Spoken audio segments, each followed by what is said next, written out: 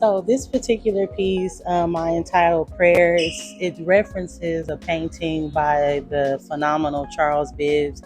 He's actually one of my inspirations and one of my favorite artists. My mother has a love for angels, and after we lost her mother, my grandmother, the matriarch of our family, I was inspired to do my rendition of that piece by Charles Bibbs. And what you have before you is a 3D paper quilling version with Swarovski crystal accent.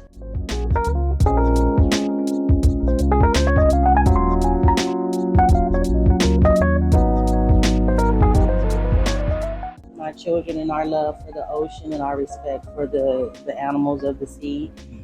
There's a documentary that I saw once that really enlightened me on what's happening with this particular species, the sea animal, the orca, the killer whale, with the whole SeaWorld blackfish situation and just them being in captivity. So this piece is just for us to see how magical these creatures are in our world as well.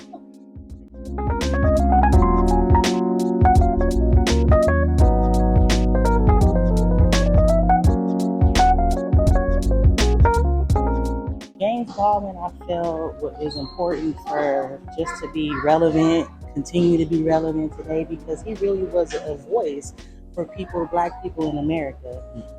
His advocacy, his outspokenness is something that I really appeal to. Like, I love how outspoken he was, and his candor. He didn't just package it in a way that was palatable for the audience to receive, but it was like from his gut, straight up. I'm a Black man in America. This is how I feel, and I'm gonna tell you you're wrong, and this is what you need to do to change it. And just his sincerity of how he felt and about the injustices that were happening in America, so much that he left and went and lived in France, and that's where he ended up dying, in France, because he was just disgusted with America. This piece was also inspired by a phenomenal painter. Her name is Tiffany B. Chanel. She's another artist who really inspired me in the beginning of my journey of artistry. And so I used the painting that she did as a reference, and then just put my 3D spin on it and packaged it the way that I wanted it to be represented. So in the background is actually a poem written by him. And I asked the library to include literary, some books, some actual examples of what they created.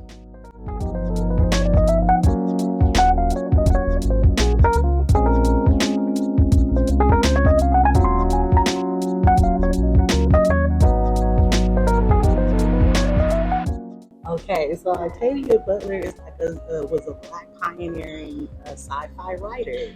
So like this book in particular, Fledgling, is like a vampire book. Like it's about vampires. So, we didn't see many of our people writing these stories, but placing us in those atmospheres like we see depicted in movies, right? So she's just such a powerful figure to me. I entitled this one Ashe, because of the power of meditation, but also the power of our words. We can will the existence that we want in our life. And I feel like she did that. There was an excerpt that she wrote that I actually wanted the library to include, because I wanted the viewers to read what I read so that they can see, wow, how impactful it is. She literally wrote out everything she wanted to accomplish. I want to be a best-selling author. I want to be on the bestsellers list. I want to be on Time's bestseller list, New York's best, like literally every detail. And not only did she want to be a success, but she wanted to take the fruits of that success and empower her community. So she also wrote, I want to educate Black children in my community. I want to send children to college.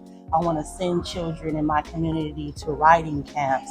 Like, these are things that she detailed, and literally they all came to pass. So the power of manifestation is what this piece represents. And I just love it. I love her story. And that's something that resonates with me, because I believe our words have power. Just like the Bible tells us, the tongue can be a double-edged sword. So, I really believe that our words, but not only our words, but the Bible tells us to write the vision and make it plain. The things that you ask of the Father that you want to come to pass, write it down. And I get excited talking about that because I just love how powerful that what she did, you know.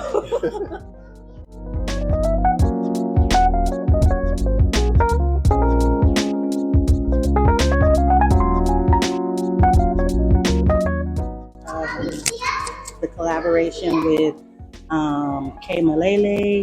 Kianga Malele from New York. She is an artist.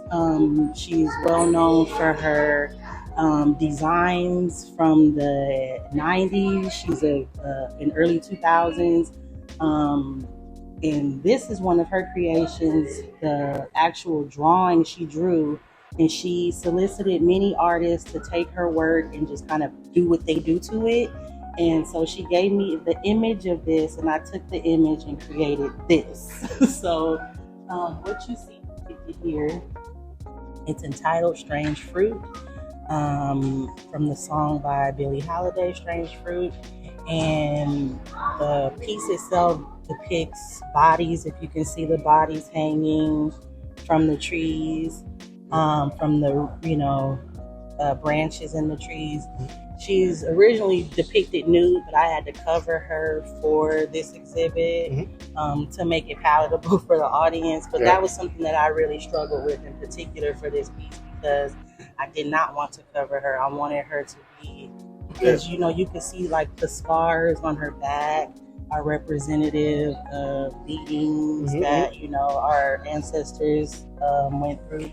And so that's tactile. You can actually feel that, and it's rough. So I wanted all of that to be visible, but I also wanted it to be seen. I wanted it to be displayed. It's important that it is.